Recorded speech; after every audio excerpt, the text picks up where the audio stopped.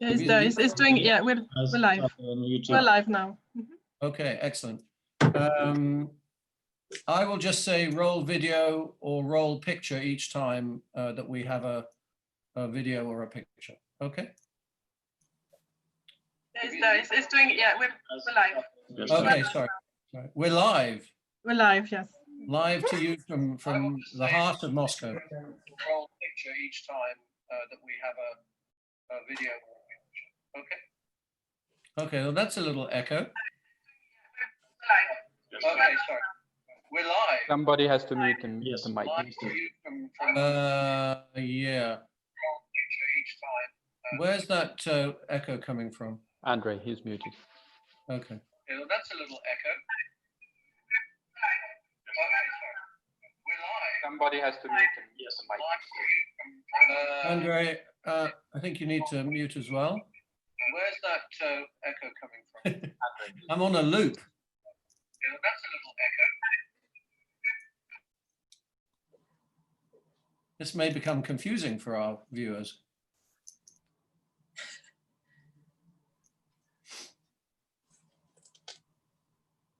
So are we flinging open the doors? Oh, can we start the recording? So that we see the little red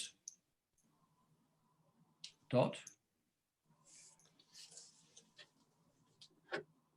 Murray. Recording? I don't see we're recording yet. Okay. Good thing I can read lips. I'm sorry, I just waiting for Andre. I should have status as a host, and we should waiting 1 minute, not more. Okie dokie. The auditorium is filling up. There's a nervous chatter. Ready. People are looking at their programs. Thank you. I start the recording. I don't see it recording yet. Now it is. Super. Okay. And the doors are open, Murray? People are streaming in? Yeah, we open the door now. Okay. There's everybody. Goodness. I'm going to get stage fright. I think I'm going to... I think I want to be like that. How do I chat? Pin view, pin video. I'm revealing my... No worries, Stuart. It's all good. Ah, that's good. It's when you talk. The public is streaming in. Yeah, it's excellent. Whilst the host tries to work out the technology. Perfect. Yeah, this is, you're in safe hands. Good, I'm looking forward to this. I don't know for your interview with Anya. Oh, for heaven's sake. Somebody is being, Marie, sorry to bother you. Can I get the Zoom number? Yes, I put it in the chat. Just say it. Okay, so just 1 second. Because then I won't be able to read it, you see. So the Zoom number is 858 858 0872 0872 5858. 5858. Okay, super. Thank you. Tadzio, is the auditorium full? It's filling up, and I think we can wait 2-3 minutes, and then we can get going. But you know, Tadzio, that isn't right, because at the Bolshoi, if you're 1 minute late, you can't get in. And yeah. you know, even though we always, we like delay start for like 6 minutes. Sometimes 4, 5, 6 minutes. But you're here, it's yeah. 6 minutes. I was right. But then if you are late, you can't get in. Yeah, that's also true. yeah, no, oh, you start late. Yes, but you're the dancer, see? Yeah. But we've revealed you now. Go back and behind your picture, Anna. You're meant to be a big secret. Yeah, okay. Am I behind? Yes. Yes, you are behind. Okay. Yeah. That's what I say at my, I used to say at my meetings, I'd say it's the Bolshoi rule. You know, you're either in the meeting or you're not coming in. Didn't have very much of an effect.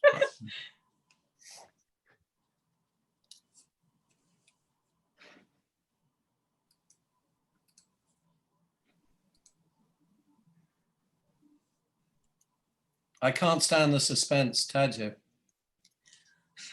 I'll let you suffer a bit. 1 minute. Oh, good Lord. Can't help you now. Get your Can't ice help you creams now. here. Get your ice creams here. Get your programs here. Time for that last glass of champagne. You must have worked on the Broadway, Stuart.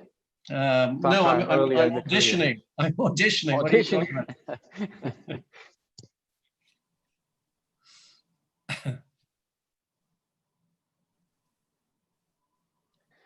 Okay, I think we have got a good crowd for the beginning. So why don't we get going? And indeed, a very warm welcome from my side to the guests of today's special event. We were reviewing a bit our activities and what we've been doing so far, and they all obviously all events, all activities are centered around the issues of our members, around the direct and everyday problems we are currently facing under the difficult conditions we are now living in the world of COVID-19.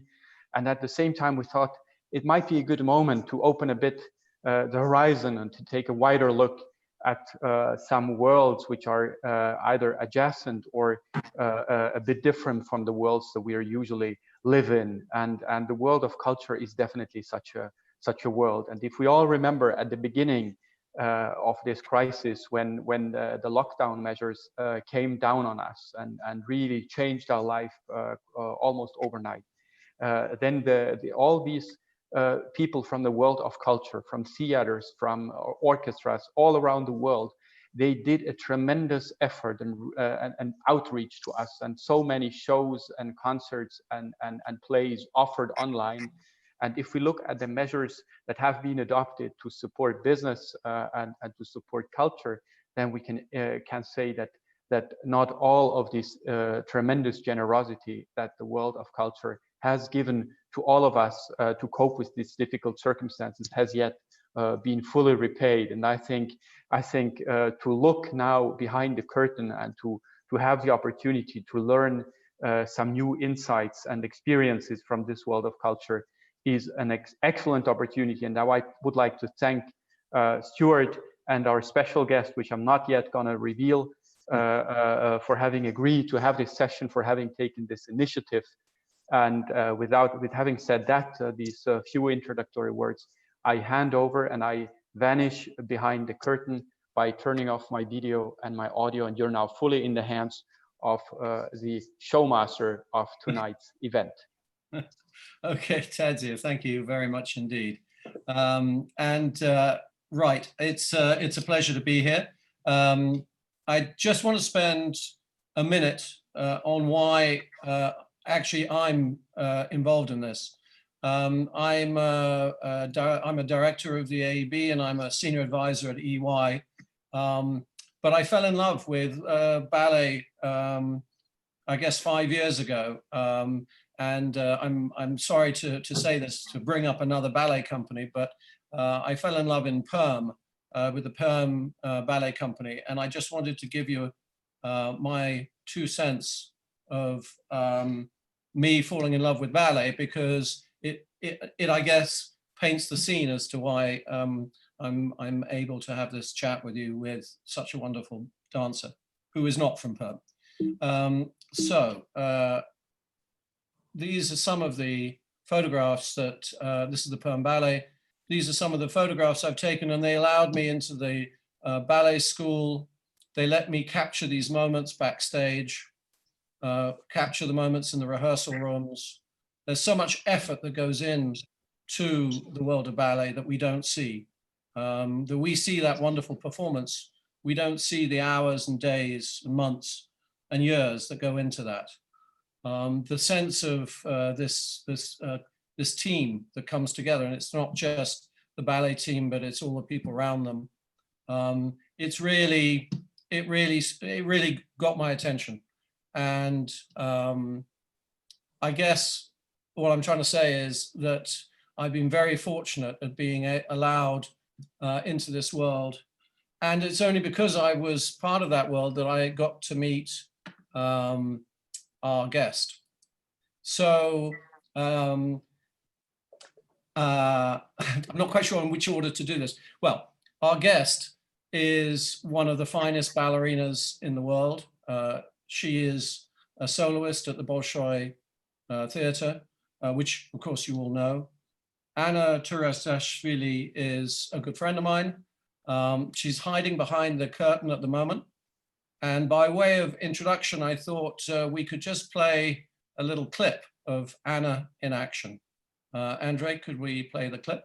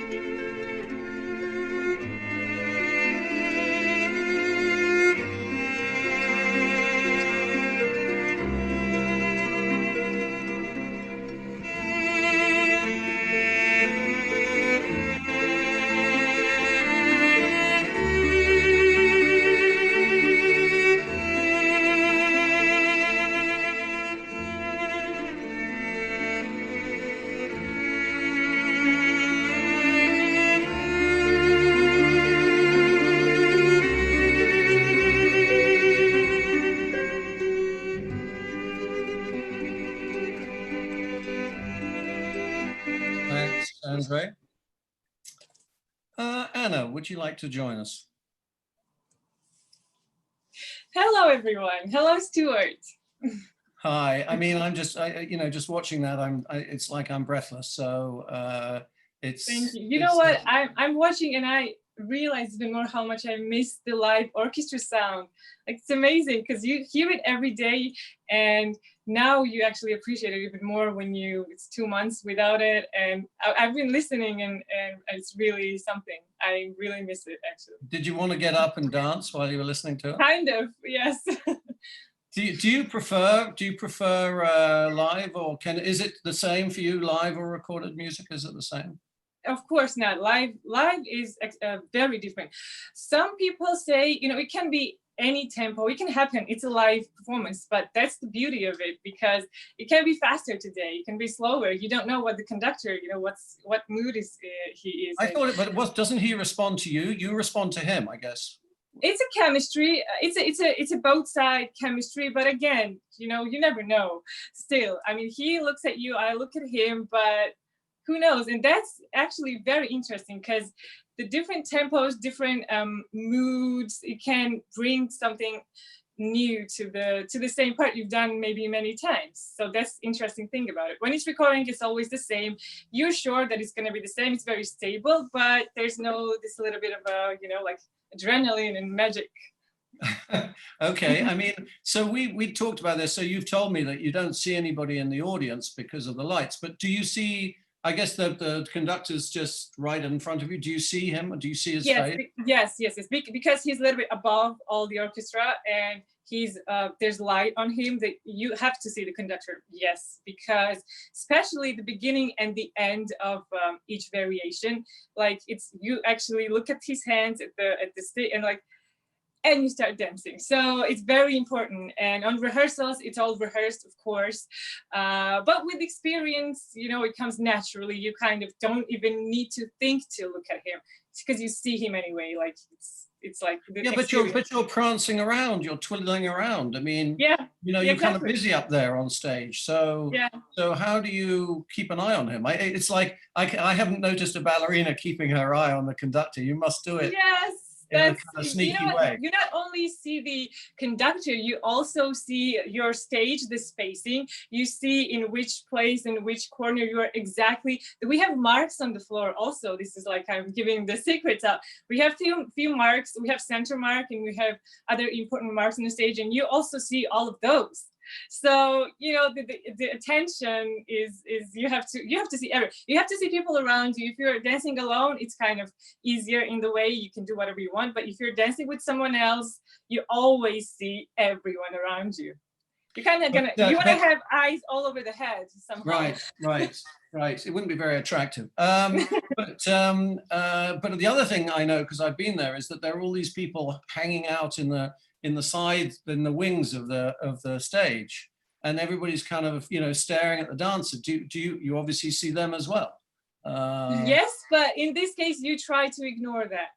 You don't want to see, you dance for the audience. You want to have your all attention or all your like intention to the audience. If you go and like actually focus on people in the wings, it's gonna people gonna notice from the audience. So you try to ignore them. Yeah. So I'm now going to ask you some really dark secrets of what's going on there on the stage.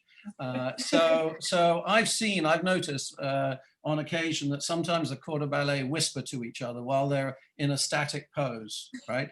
So do the principals whisper to each other like you've just stepped on my foot, or you know, you're doing really so tell well? me, you've noticed that from the wings, right? But you've only never from the noticed, wings, obviously. Yes, and they do it like a ventriloquist, so you can't see their mouth move. Yeah. Because you can never notice it from the audience. I mean, hopefully, because they're being professionals. You know what? It happens. Sometimes there is someone doesn't remember things, and you need to just like, you know, correct and like people need to sometimes, or like line is the incorrect and you're like getting a line. So these are sometimes it's just necessary things, but sometimes it happens that if there's like, I don't know, a 10th performance of the same show, people just get a little bit, you know, they're too confident, they are at ease, and they can actually talk about something else, but I promise you that happens not very often. And you need to have really good experience of performing to actually, you know, maintain your focus and also being able to talk. But when you are dancing alone, of course, obviously it happens much less and you don't really talk. I'd worry about you if you were talking to yourself, you know. Yes. So tell us, how do you get started in this ballet business? I come from a family, no one is related to ballet or in fact any form of art, but everyone appreciates it very much. And I've been seeing ballet on TV, you know, in newspapers. There was no YouTube, obviously, back then. So it was just very rare occasions of like some glimpse in TV. And I loved that. I was fascinated by beauty of it, by beauty even like of the costumes, of the tiaras, everything. You know, I loved everything about it. And when my mom noticed it, she was very happy because she very, very much loves the ballet. And like she suggested, like, would you want to try? that was like very kind of nothing. There was no big plans at all because, as I said, no one was in ballet or art. So we just tried. I was a very, very shy kid, actually. I would never perform anything around guests or parents, you know, like kids do sometimes. Never. I was super shy.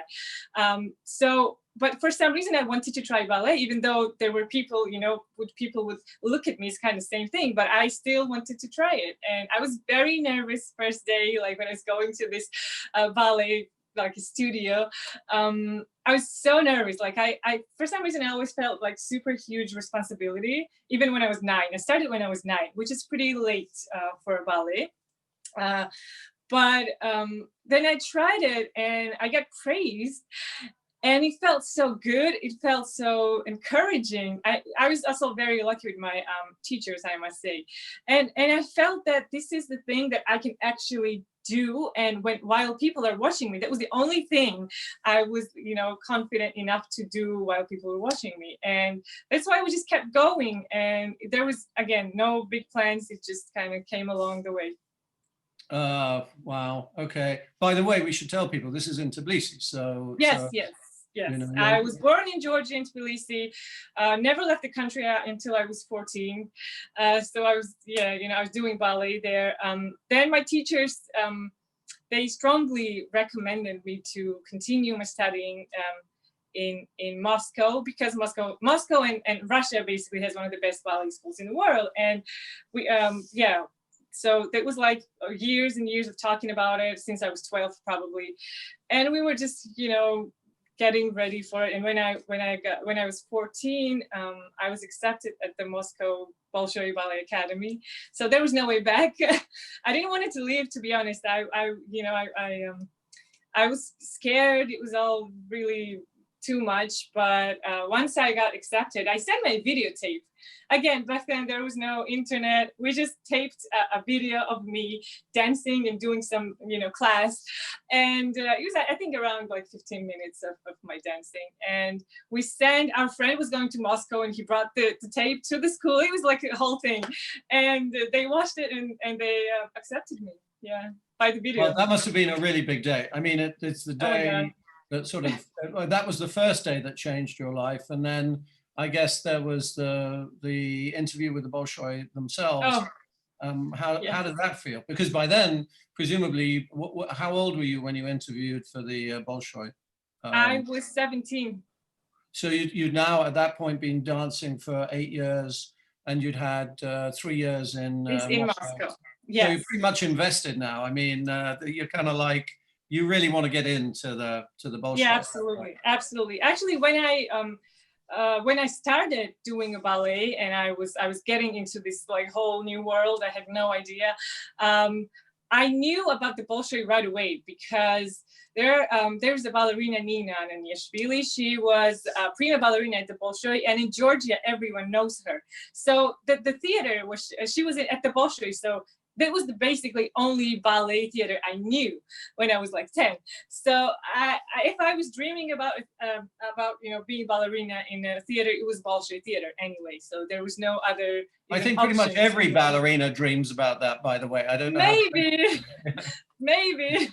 But was it? I mean, it must have been incredibly tough. No, I mean, were you very, very nervous, or were you very confident?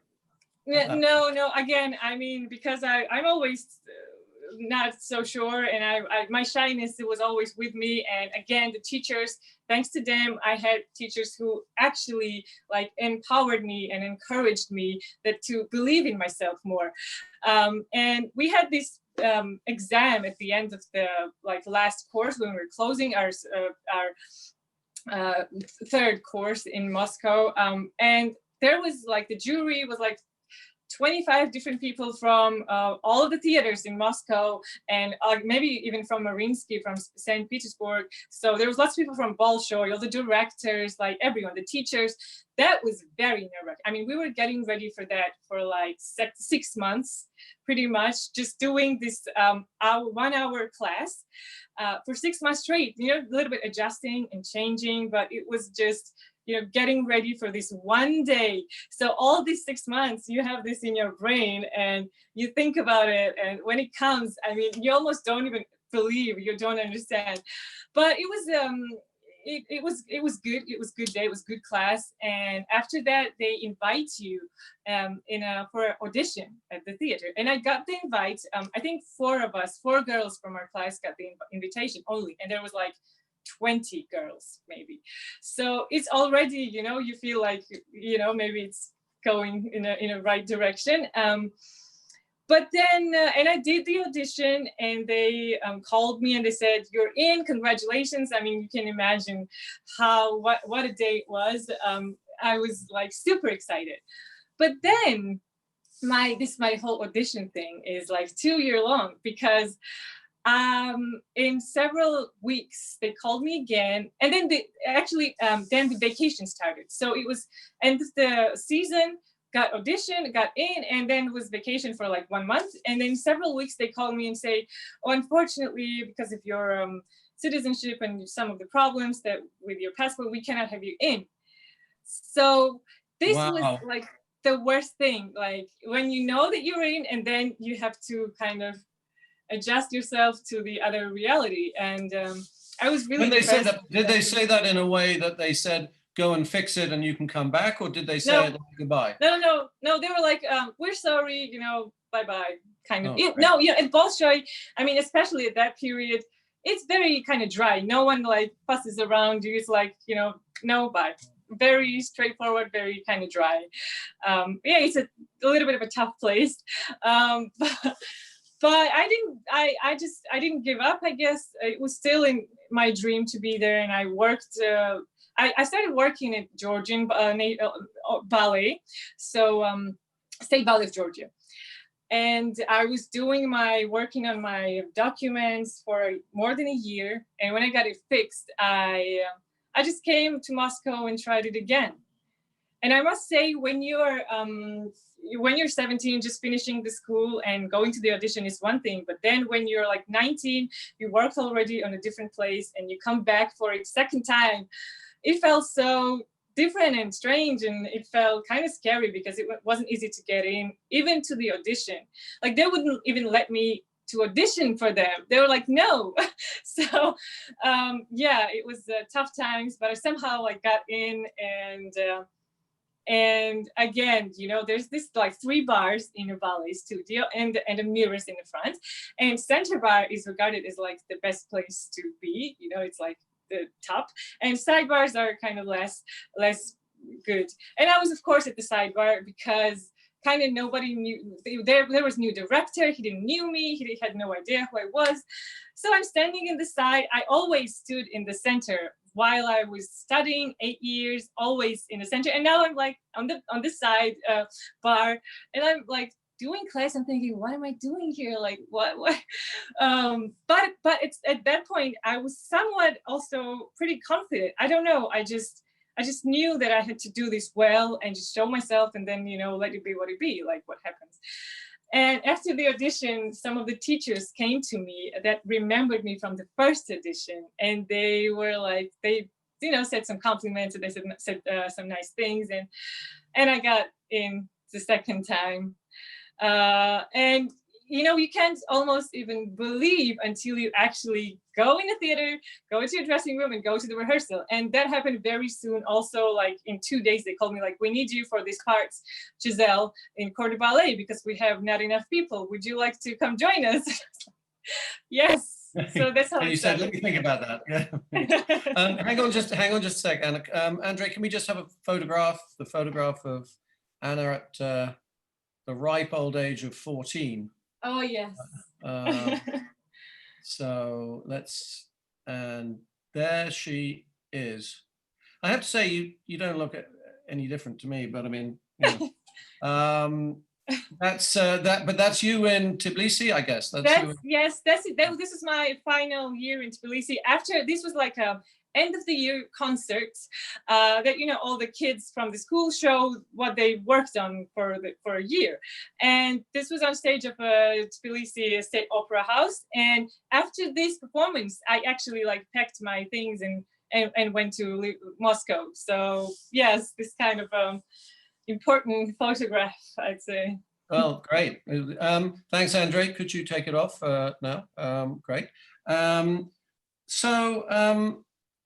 about a typical day in the life of a ballerina? I mean, you get up around midday, you go to a beauty salon, Yeah. your boyfriend's Rolls Royce pick you up, have a long lunch, and then you pop in for a little rehearsal. Is that the way it goes? Well, almost. Okay, so we start with you the don't class. mean that. We start with the class every day. Class is at 11. It's not too early because we finish very late, and obviously the class is a little bit later too. And then there's a long day of all kinds of rehearsals. It can be anything from the parts that you want to dance and you're just preparing, the parts that you are dancing like tomorrow and you have to rehearse, the parts that you're dancing today and you have rehearsals for that also today. Then you might have like costume fittings. Then you might have some meetings, whatever. Then sometimes you just need to learn things from a video. So you actually have the iPhone like this and you just walk around the studio and learning things for the future. So it can take up actually all day. Sometimes afternoon comes and I haven't even had breakfast or lunch or what, and nothing. And usually at the evening we have performance almost every day, pretty much like 5 days. This is the thing. Stop a sec. This is the thing that completely blew my mind when we talked about this to start with. You know, you get Mondays off, right? Yes, 1 day in a week. 1 day a week, and every other day you're performing. Pretty much. Yeah, and you do that, as I understand it, from September through to July. Exactly. Yeah. Yeah. Yes. Which is an incredible schedule. I mean, I was about to say, everybody needs a break. Do they not build in a break? I mean, do they not? You don't have Easter holidays or Christmas holidays? No. Oh, that's right. Of course, you're very busy nutcracking. Very busy. 25 nutcrackers every year. 25. Yeah, no. Yes, Boy, yes. I bet you're talking through. I bet you're talking through those performances after 25 of them. I can imagine that you'd, have a good chat. But that's what? I love that show so much. Like even if it was 35, I'd do it. You know what? Yes, the schedules are tough. I think we have the toughest schedules in the world from all the ballet companies, because usually, first of all, they have less shows, and if they have a show, I know that they start later. They start at 3. So there's like a half of the day, and we work all day, all the time. And in the beginning, it was very difficult for me to get used to it. Must be honest, because I couldn't do anything else. I had no time to do anything else in the world. I was just in the theater, rehearsing at home, theater home, nothing else. I couldn't even see my friends, which, I love. I love people. I love being with them, but I really had no time. I was too tired. I couldn't manage my time. But then that is actually just a sec. I mean, that is so. That was another question I have, which is, is there room for people outside of the theatre? Because my impression in Perm is it's like it's hermetically sealed. There is a whole world going on inside that building, and the people inside that building are all, in relationships with each other. That the whole thing seems very hermetically sealed, from the outside world. Is that true? Ballet world is a pretty specific world. It's very close, you're right, because we start, the official school starts when you're 10 years old and you have 1 day off in a week from 10 years old. So you work 6 days a week, all the time. And you don't really have much time to, run around and all that. But as I mentioned now, I really like being with people. I like socializing. I love listening to them. I love meeting people. So in the beginning, that's why I was kind of a little bit suffering, because I had no time and opportunity to do anything outside my theater. But then, you learn to manage your time, to manage your physical strength also, because you're getting tired, and now, and even I think in the 3-4 years in the theater, 3 years in the theater, I started to understanding how to manage my time to be able to do something else as well. And also, actually, the tours help a lot with that, because on tours, there's just a different life when you're touring. And you just understand that you can actually go somewhere in the daytime, you know, get tired, yes, but then see something you wanted to see for years, and then come back and like have a performance, and you realize that it's possible. Right. How many countries have you toured to? Roughly, roughly, I don't know, 20. Okay. Maybe. Don't it's name not too much because, do not name them. You know.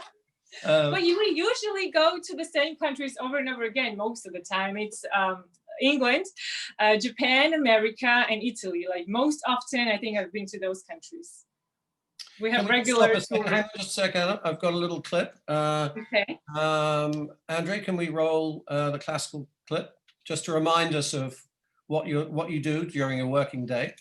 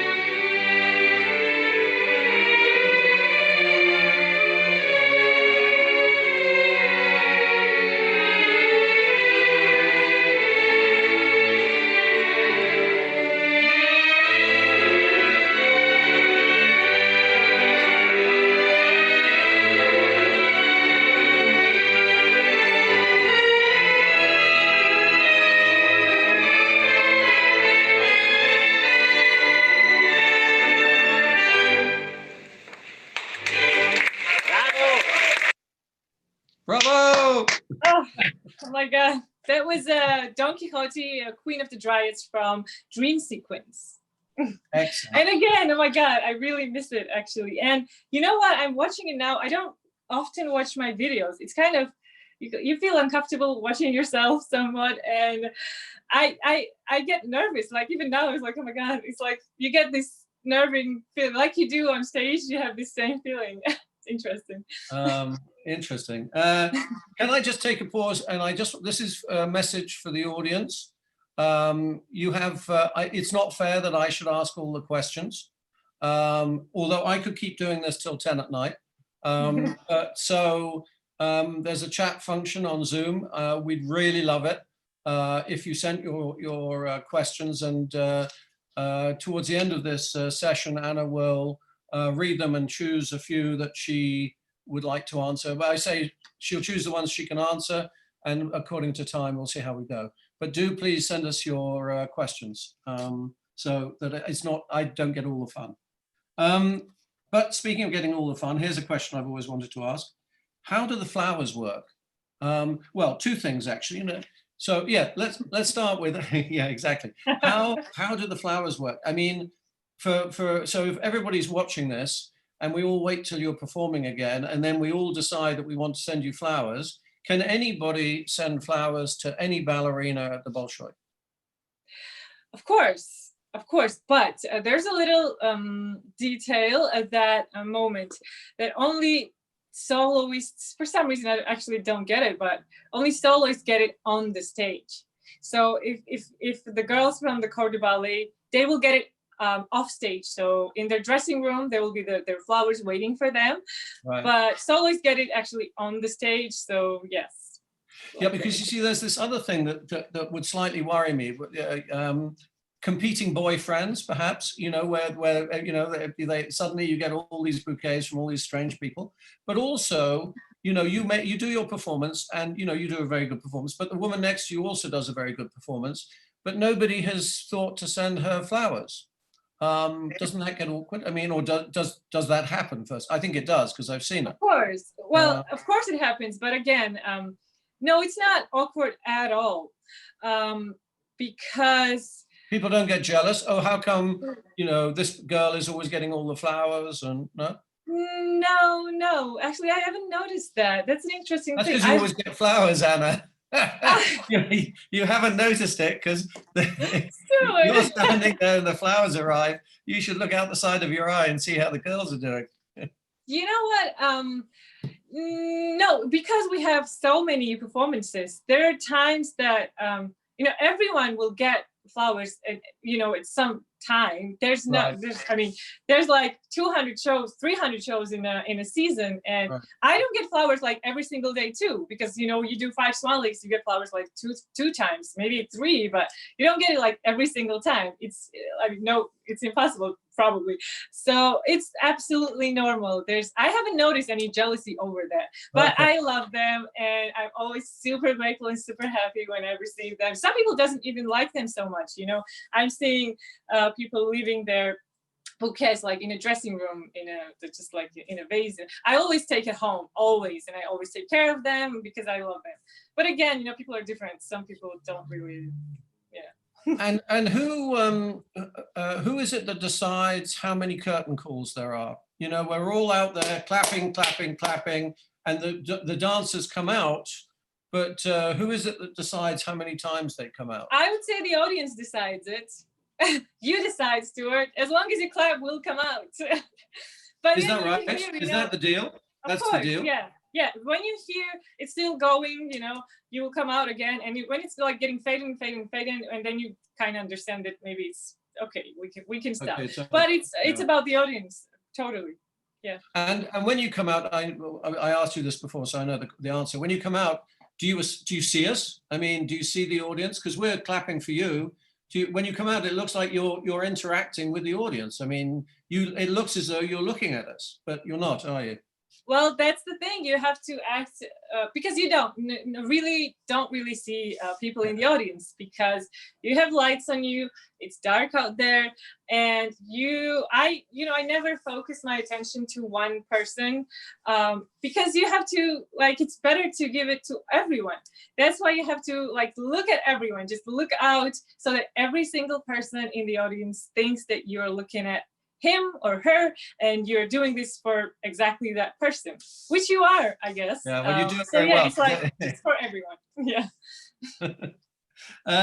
Okay, let's talk a little bit. I mean, the trouble with this is that, you see, it's already nearly 6:15. I mean, yes.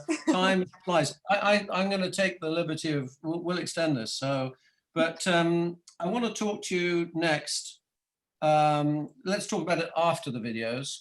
About working with famous brands. So, Andrea, if we could play the next 3 videos on brands, very, very quick videos.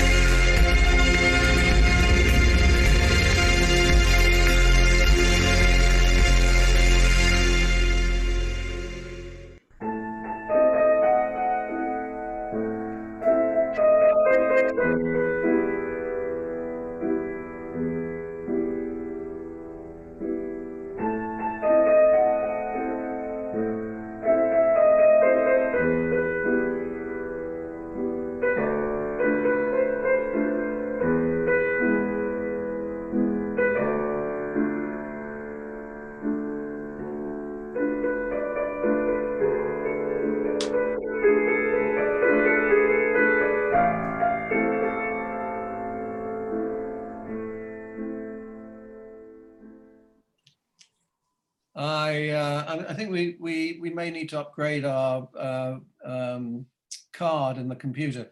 I don't know, so some of those looked a little jerky, but beautiful, beautiful videos, absolutely beautiful. I mean, how they find you, these people find you, or do you have an agent, or how does that work? I do not have an agent. Somehow ballerinas never have an agent. I don't know why that happens, but no, yes, I've been lucky enough to, those people always find me.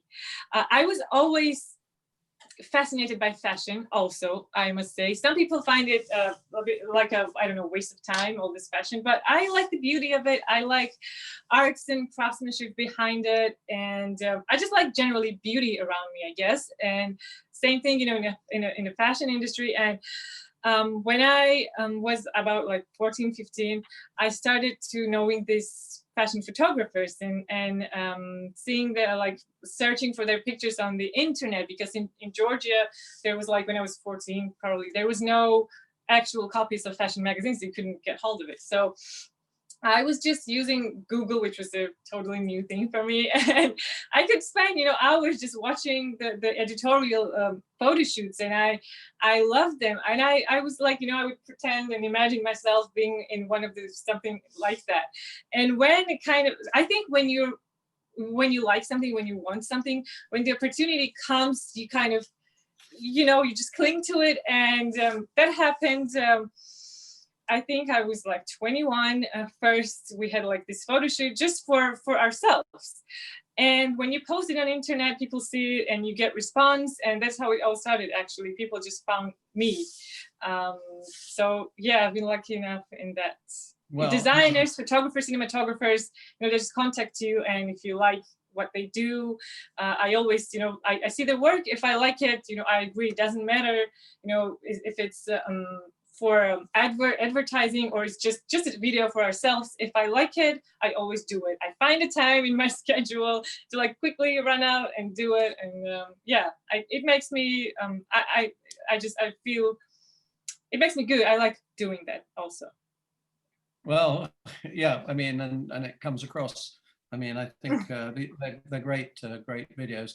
And I know a still photographer who's still waiting in line to take your pictures. So now that I know how to use Flash, you know, I'm hoping that you'll let me give it a go. Of course, Stuart. Let this thing happen, and yeah. Yeah, no, whatever. Don't worry, I wasn't trying to get you committed online. Let's talk about what you've been doing since the Bolshoi closed. I mean, that must have been a horrid shock. And for somebody that relies so much on movement and expressing yourself through movement, this must have been bad enough for the rest of us. This must have been very difficult for you. How have you coped? Yes, it's difficult. You know, also the thing is, for last few years, quite a few years, I'd say,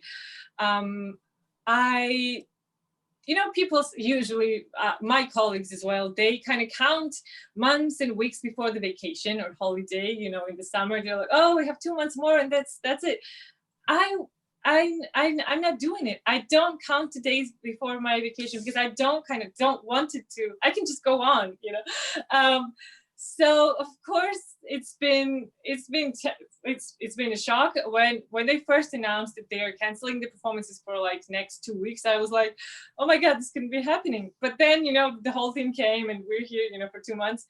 It was very difficult, especially in the beginning. Very difficult.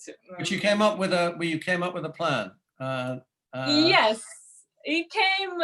It kind of came to me I started working out at home because what else you do? I started doing my classes at home, and I was getting really into like some interesting new stretches for me. And I've been doing ballet for so many years, and I found some unknown new workouts and stretches for myself when I actually dedicated time to it. So it's been actually useful. And I started doing workouts and stretches, and then I thought, there's so many people out there who wants to do it. And I gathered my group of friends, my friends in Zoom, and we just started working out 3 times a week. And together it's just more fun. And people, they want to, when you have someone who tells you what to do, it's also good. Sometimes you do it better and more effectively. And at some point, I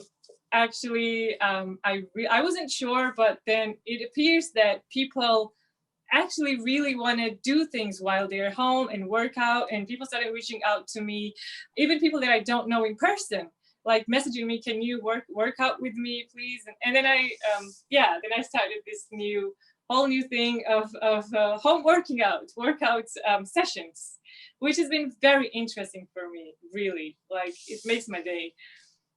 Can we hold a sec, Andre? Can we just roll a couple of these? These are some of the workouts that I do every day with Anna.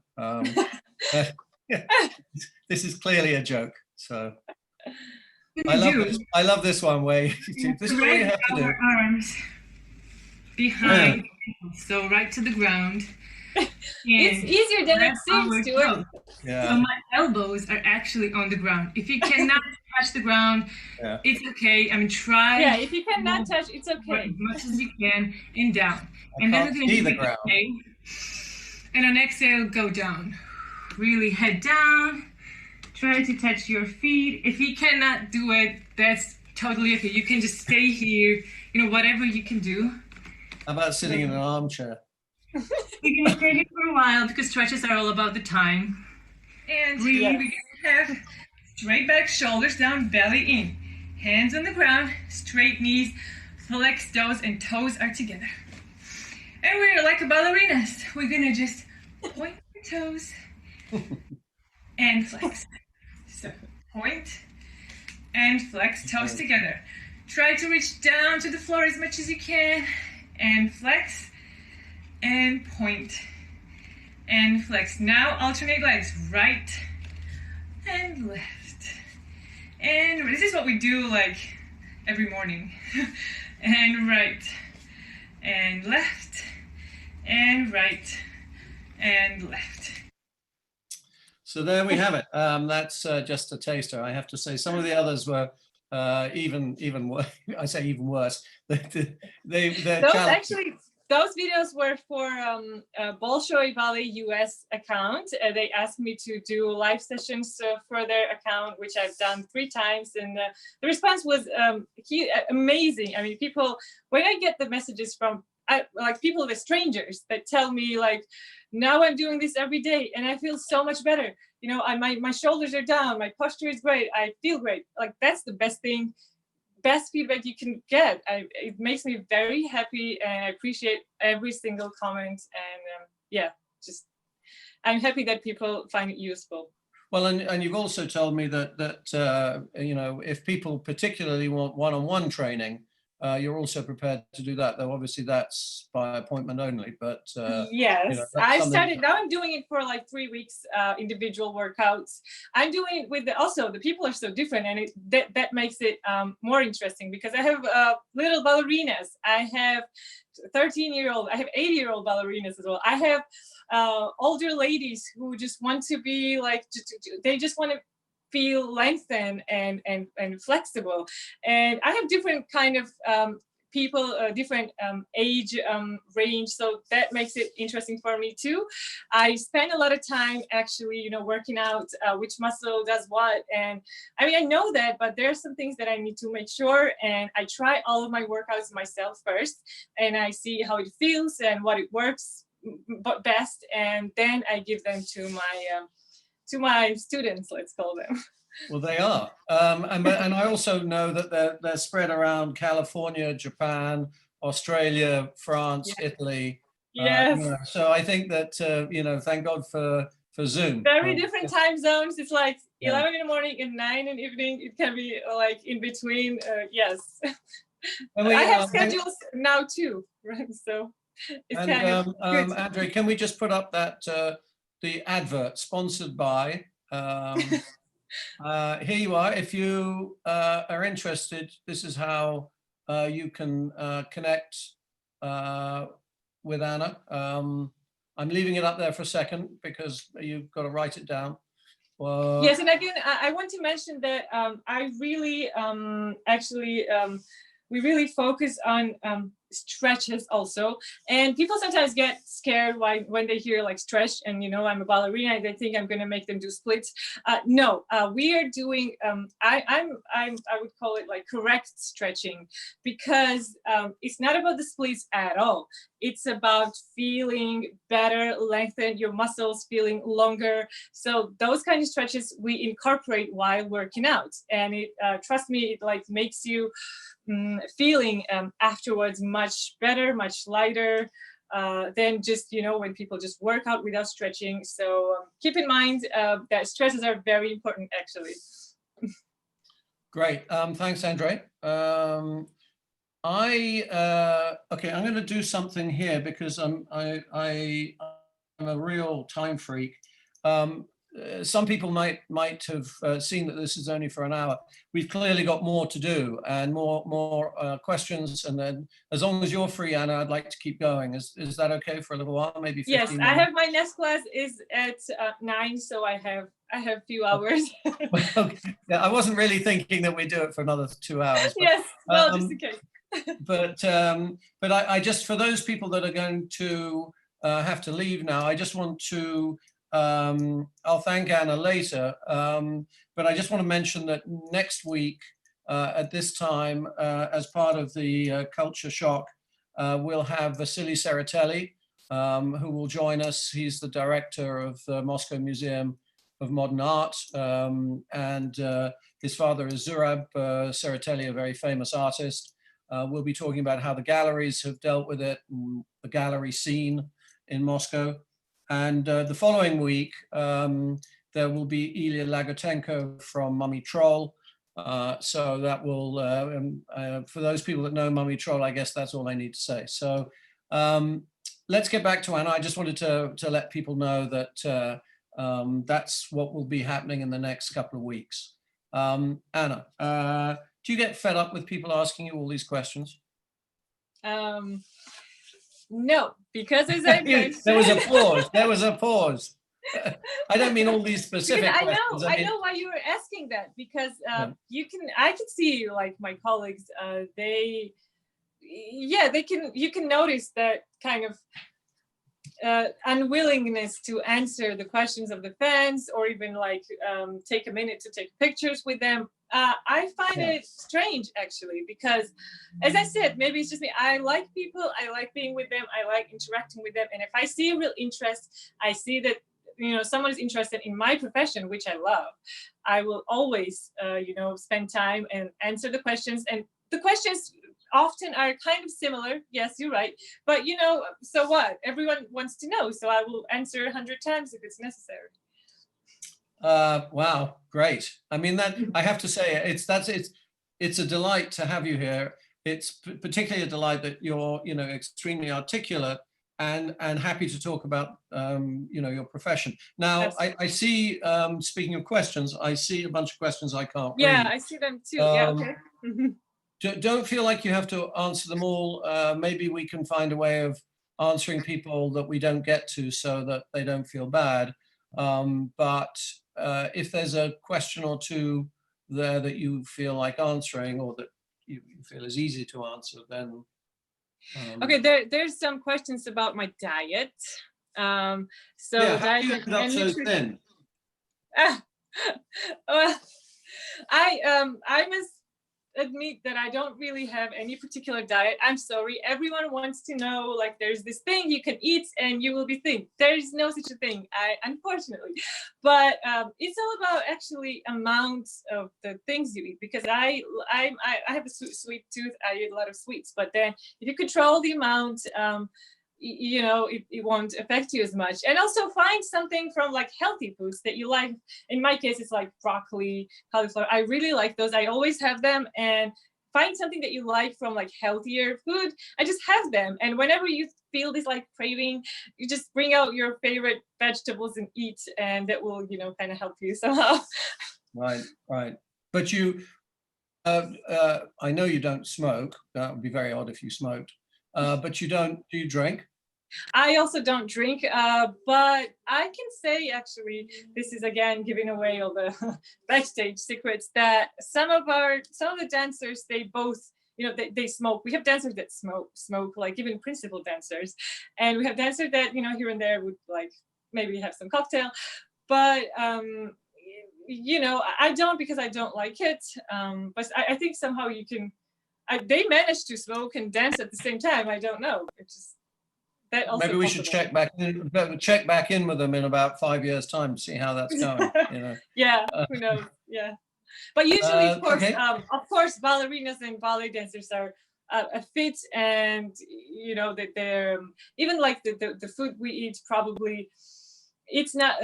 We don't have time to eat a lot. That's the thing, also. So it's like all day working, and they have like 10 minutes to eat something. So it just makes you thin, like by itself, the work. The profession. It's a self-selecting group, I think. Thin people dance, fat people don't dance. I think so. Even in the school, it happens from the like begins in the school. You know, if the kid is kind of wants to eat and is struggling and suffering being a ballerina, you just leave. You know, they just leave the profession, and the ones that are stay are kind of, you know, thinner. It's a self-selecting group, I think. Yeah. Do you see another question there you can answer? Yes. Chat. So I'm sorry, I'm coming closer. You have to live a very dedicated life. Is there anything that you are looking forward to being able to do when you finally stop performing? Okay. I don't really think about it as much now. And it's hard to tell, but there are very many things that interest me. I have quite a few hobbies, and now this new one of workouts, I really like it. I find it very interesting for myself too. I like designing, I like fashion. I work with designers actually, and cinematographers, photographers, and I need to actually like somehow work things to fuse everything that I like in one job that I want to do when I'm finished. But at the moment, I have no exact answer on that question. Okay. It's a little difficult to pose it, but so we'll talk about what is the average age at which ballerinas stop dancing? Average is 38, 39. But if you feel that you can go on and you have a good physical shape, you can go on. That's what people usually do. Few years for sure, and yeah. Okay. I think there's a slight danger that the danger is I could sit here all night asking you questions, and but I think we've sort of committed to keeping this to an hour. So even though I was there are a few more questions, but I don't know yet. Do we have time for that? Let's choose your final favorite question there. Where did Anna learn English? Like question from now. I learned it myself, I must say. So when I was small, I was interested in languages also. I have like all these different interests in different periods of my life. So I was interested in languages, and English was the one, and I just started learning myself. And then, you know, the practice came along with the people like you and my friends, and I never studied it, like actually never studied it. Yeah. Okay, well, there's a little challenge for those people who thought there was bad enough about the diet, and now when we ask her, she says, "Oh, I just picked it up as I went along." So yeah, well, I learned Russian kind of like that too, because my native language is Georgian, so everything else I just learned. And there was also a question about, do you rehearse at home now? And my answer is, I there's no place for actual rehearsals because my place is pretty small, but I do ballet classes. I do all the workouts with everyone. So sometimes I have like 6 different classes in a day with different people. Again, ballerinas, non-professionals, not ballerinas, and I work out with every single one of them. So at the end of the day, I'm pretty exhausted, which I love. Again, it kind of makes me feel like I'm working, you know, like I'm in theater, kind of. And so that's, I'm working, but there's like actual rehearsals, no, because there's no space. And that's a different thing, and I miss it, actually. Well, and I saw today that maybe there's a chance that they'll be opening the rehearsal rooms again. Yes, there's been some conversations about it already, and really looking forward to it. We'll see. Anna, I just want to thank you very much on behalf of the AEB for taking this time out. It's been a delight. Really, we've had an hours of insight into a world that's so very, very special. Thank you for sparing us the time.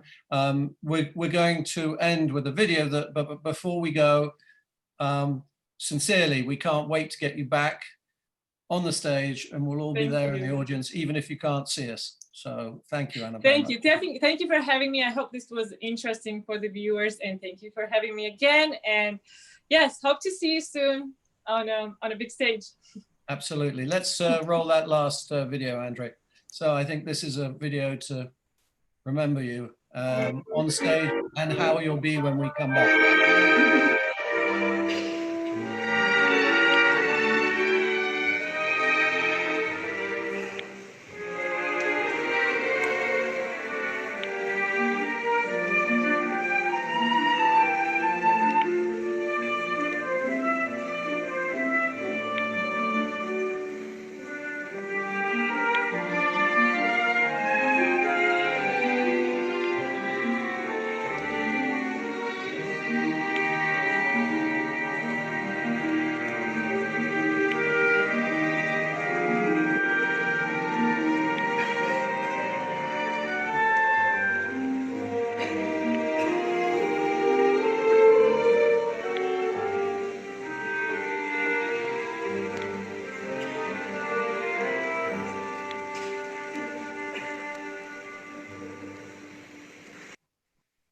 Anna, thank you for your time. Thank you. And thank you all our audience for participating. Yes, thank you for joining, everyone. And I see some comments of like nice comments and thank yous, and thank you very much for being with us. Maybe Anna, you can answer some of the questions on your Instagram. Of course, yes. If you have any way of dealing with questions, it. there was my Instagram and email. You can ask me anything you want, and thank you very much. Okay, thank you, Anna. Good luck to everyone. Bye-bye. Bye-bye. Bye. Thank you. Thank you.